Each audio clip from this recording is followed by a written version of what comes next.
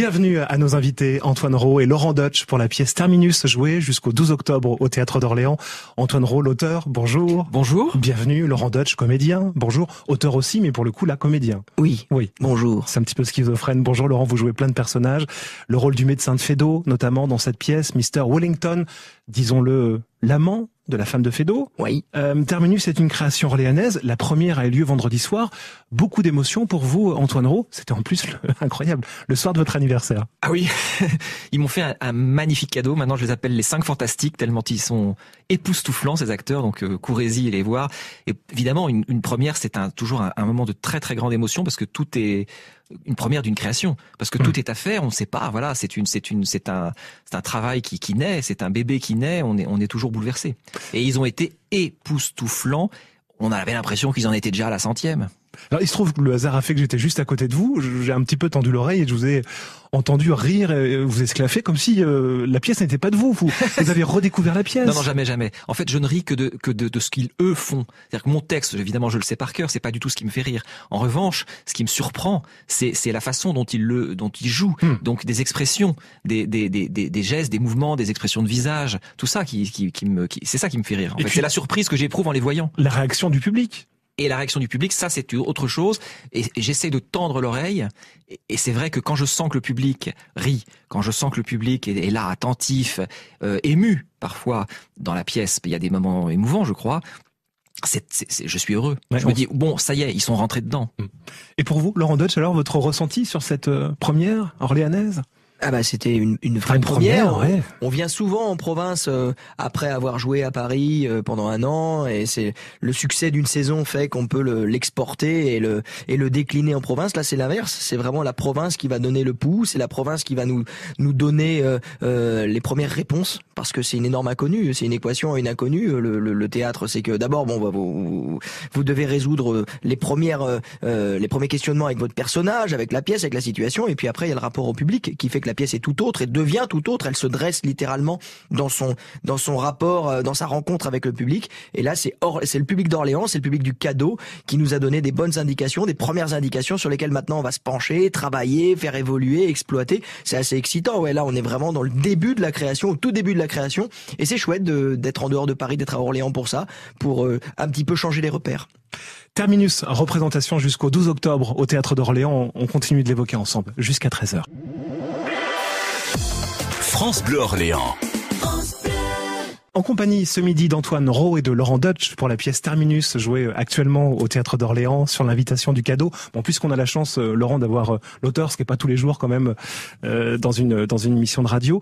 Quelle est pour vous l'histoire de la pièce ? C'est l'histoire d'un homme, d'un auteur de théâtre qui est au bord de la fin de sa vie. Il est atteint de la syphilis, lui, Feydeau, dans la vraie vie. Il a été atteint de la syphilis, d'une syphilis qui lui donnait des bouffées délirantes. Une forme de dégénérescence neurologique.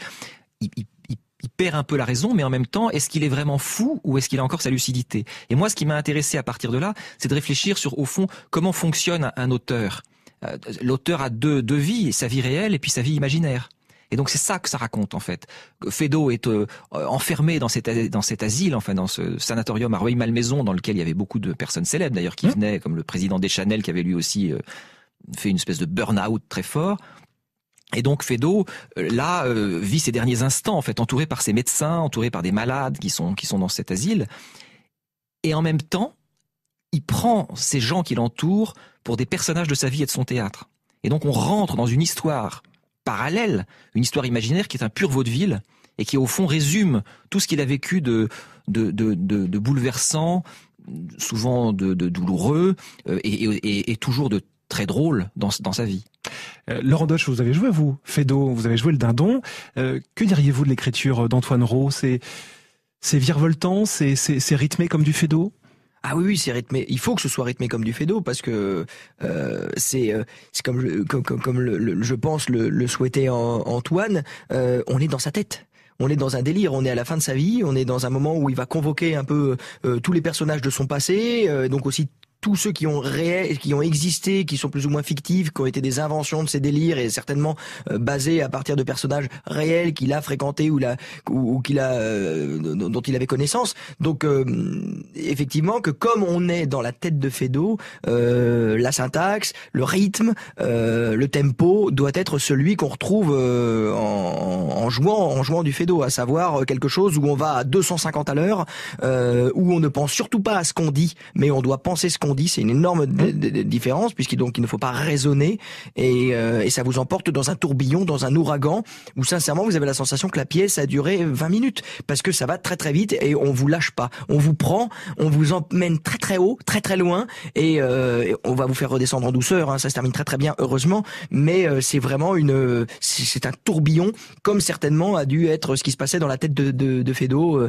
tout au long de son activité, de sa création et jusqu'à la fin de sa vie. Ça l'est aussi pour vous sur scène, vous jouez au bas mot Moi, 4 personnages. Ouais, je crois 4 personnages, ouais. Même un capitaine, vous jouez le père de Feydeau. Je joue un policier, je joue donc l'amant Wellington, et je joue surtout le médecin qui est un peu de tortionnaire, parce que ce qui est intelligent dans cette pièce, c'est que c'est pas du tout une espèce de panégyrique de ce qu'a pu faire Feydeau, et les grands personnages de son théâtre sont là. Vous allez retrouver la môme crevette, vous allez retrouver donc le personnage de Wellington, etc.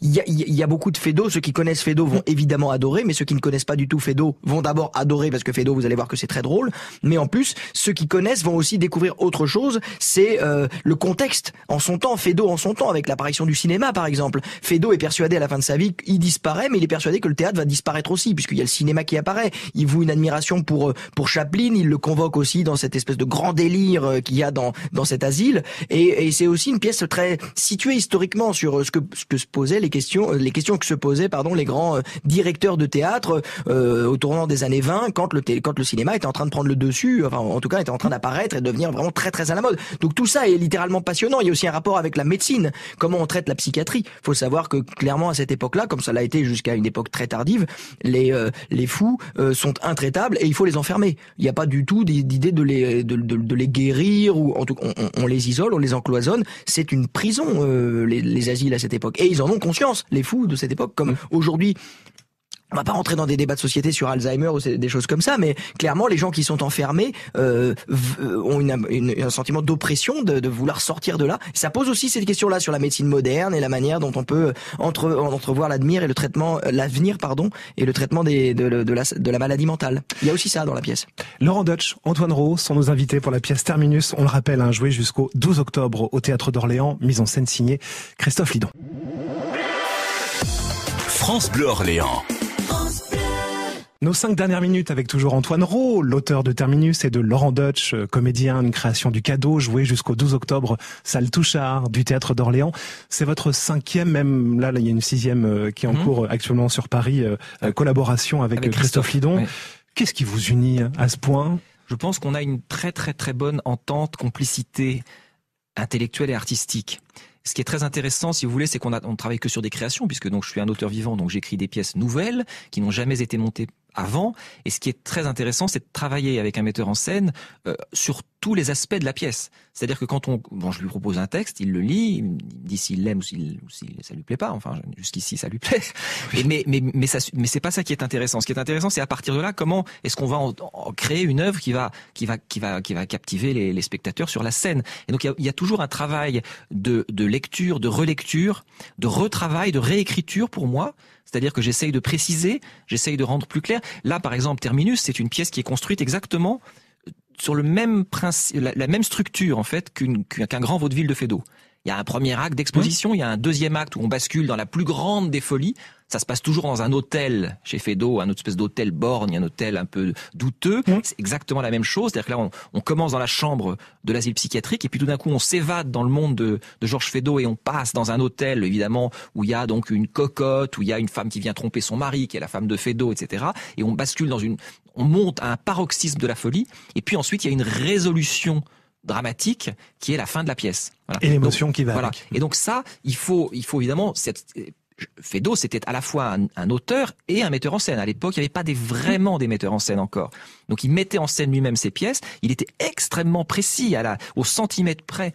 Chaque mouvement comptait. Il a eu cette précision comme ça. Et Christophe, lui, en tant que metteur en scène, c'est ça qui est très très utile pour un auteur, c'est qu'il voit spatialement, il voit en couleur. C'est vraiment quelqu'un qui a un très très grand sens visuel et un grand sens de l'esthétique, et donc il définit bien en fait comment dire, il peint, si vous voulez, tout ce qu'il faut pour que la pièce prenne vraiment ses contrastes et sa couleur. Donc c'est tout un travail en fait collaboratif qu'on fait ensemble pour essayer de faire émerger donc une œuvre, et ensuite bien sûr c'est lui qui, le metteur en scène, fait naître chaque personnage, et donc accompagne les acteurs dans les répétitions et dans la création. Laurent Deutsch, vous avez déjà joué au Théâtre d'Orléans Le Songe d'une nuit d'été, mais c'est votre première mise en scène avec Christophe Lidon? Ouais, c'est la première fois que je travaillais avec lui. J'avais déjà travaillé avec Antoine Rau sur une précédente pièce qui s'appelait Le Système. Ouais. Et donc je suis très heureux de retrouver Antoine toujours avec et de servir son texte, parce qu'on a la chance d'avoir un superbe auteur qui vous sert bien et qui vous fait bien jouer, hein. Les balles sont bien gonflées avec lui, elles peuvent partir loin sur le terrain de tennis. Et donc c'est très très chouette, et je suis très heureux de me retrouver à Orléans, parce que c'est définitivement une ville passionnante et qui a une correspondance, qui a une ressemblance avec Paris incroyable. Mais on évoquait le Châtelet qui est juste en face de nous, là. Et oui, vous avez la chance d'avoir des restes du Châtelet, quand même, ce Châtelet qui était ce petit château fort, hein, qui protégeait la ville face à la Loire. C'était l'embouchure du pont des Tourelles. Là, j'ai l'impression de me retrouver face à Jeanne d'Arc qui va bouter les Anglais hors du royaume. Mais en avoir marre qu'on vous parle de Jeanne d'Arc tout le temps quand on parle d'Orléans. Moi, je suis sensible à la beauté, à la lumière de la Loire qui règne ici aujourd'hui. Il fait un temps magnifique. Oui, on sent que l'eau remonte par capillarité et qu'elle va donc du coup teinter l'atmosphère avec un peu d'humidité, un peu comme une aquarelle. C'est pour ça que cette lumière est si belle. Bon, vous êtes tous les deux passionnés. En plus. Je vais écrire des poèmes comme le duc d'Orléans, Charles d'Orléans. Il est parti, là.